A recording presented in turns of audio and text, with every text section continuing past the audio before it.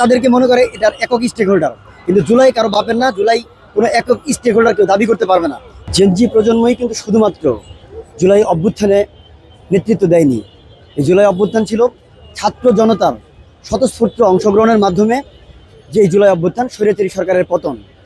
আপনাকে ধারাবাহিকভাবে এই বাংলাদেশ রাষ্ট্রের সৃষ্টি যেখান থেকে হয়েছে, ৭২ সংবিধান এবং চব্বিশের জুলাই অভ্যুত্থান পরবর্তী যেই প্রজন্ম সার্বিকভাবে এই বাংলাদেশের জনগণের প্রতিনিধিত্ব করে, এমন সংস্কার নিয়ে যদি নতুন কোনো কাঠামো তৈরি হয় কিংবা সনদ তৈরি হয়, সেই সনদটি কিন্তু জনমত নির্বিশেষে সকলেই কিন্তু গ্রহণ করবে।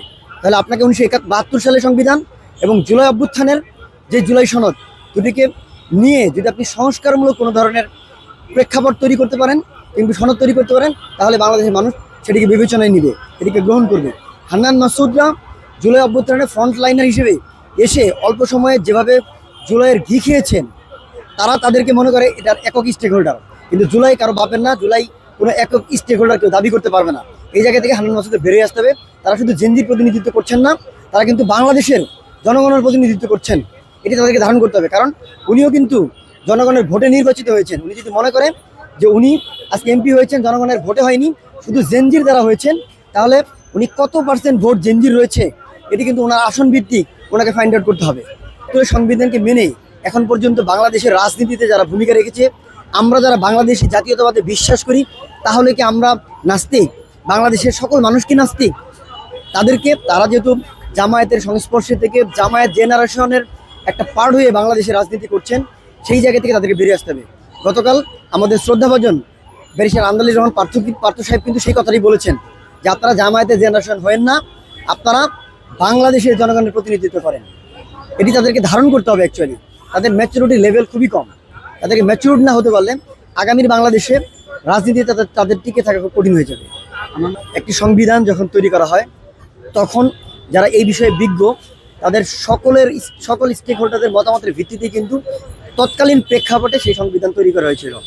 কিন্তু তার ধারাবাহিকতায় বিভিন্ন সময় বিভিন্ন সরকার এসে নিজেদের সুবিধা মতো সেই সংবিধানকে সংস্কার করেছে, ধারাবাহিকভাবে সংস্কার করেছে যখন যেভাবে। কিন্তু সর্বশেষ স্বৈরাচার সরকার তাদের মানুষের ভোটাধিকার, গণতন্ত্র কিংবা কথা বলার স্বাধীনতার বিপক্ষে গিয়ে, সভা সমাবেশকে নিষিদ্ধ করে জনগণের বিপক্ষে গিয়ে যখন সেই সংবিধানকে মানুষের গলা চেপে ধরার পরিস্থিতি তৈরি করেছিল, তখন আমাদের গণতন্ত্রের মা দেশনেত্রী বেগম খালেদা জিয়া বলেছিলেন যে এই সংবিধানকে আমরা ছুঁড়ে ফেলে দেব।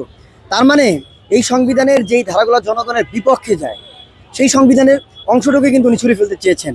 কারণ ৭১কে বাদ দিয়ে, মহান মুক্তিযুদ্ধকে বাদ দিয়ে, আপনি জুলাইকে বাদ দিয়ে আগামীর বাংলাদেশকে আপনি বিনির্মাণ করতে পারবেন না। ৭১-এর চেতনা যেমন রাখতে হবে, ২৪শে জুলাই বিপ্লবকে ধারণ করতে হবে, এবং আগামীতেও যদি এমন কোনো প্রেক্ষাপট তৈরি হয়, যদি বাংলাদেশে কোনো স্বৈরশাসক তৈরি হয়, তাহলেও যদি কোনো অভ্যুত্থান তৈরি হয়, সেটিকেও আমাদের ধারণ করতে হবে। যে কোনো ধরনের পরিস্থিতিতে রাজনীতি হলো চলমান বাস্তবতায় সিদ্ধান্ত গ্রহণ। আপনাকে বর্তমান যে বাস্তবতা, সেই বাস্তবতাকে ধারণ করেই কিন্তু আগামীতে সিদ্ধান্ত নিতে হবে, বর্তমানে সিদ্ধান্ত নিতে হবে। জুলাই সনদে যে ৩০টি রাজনৈতিক দল এই স্বাক্ষর করেছেন, এর মধ্যে বিএনপি কিন্তু প্রথম রাজনৈতিক দল। অর্থাৎ তারা কিন্তু সর্বশেষ স্বাক্ষর করেছেন। তারা এটি বলতেই পারে না। তারা ঘোলা পানিতে মাছ শিকার করার জন্য ব্যস্ত থাকেন। তারা বাংলাদেশকে যেভাবে আওয়ামী লীগ ছাত্রলীগকে পুনর্বাসন করেছেন, তারা আগে যেহেতু তারা ছাত্রলীগ করতেন, তারা জুলাই অভ্যুত্থানের পরবর্তীতে এসে নিজেরাও যেমন শিবির হয়েছেন, নিজেদেরকে পুনর্বাসিত করেছেন, এখন ছাত্রলীগকে পুনর্বাসিত করছেন, আওয়ামী লীগকে পুনর্বাসিত করছেন। অতএব তাদেরকে এই যে তারা ধারাবাহিকভাবে স্বৈরাচারকে বাংলাদেশে পুনর্বাসন করার মিশনে নেমেছেন, এতে দুদিন পরে তাদের বিরুদ্ধেই যে গণজোয়ার তৈরি হবে, সেটির জন্য তাদের প্রস্তুত থাকতে হবে। না হলে তারা রাজনীতি থেকে অতি দ্রুত সময়ের মধ্যে হারিয়ে যাবে। গত ১৭ বছর দুঃশাসন, নিপীড়ন, নির্যাতন, বৈষম্যের বিরুদ্ধে স্বৈরাচারীর পতনে বিএনপি সবচেয়ে বেশি ভূমিকা রেখেছেন। বিএনপির সাথে সকল দল, মত, শ্রেণী পেশার মানুষ অংশগ্রহণ করেছেন।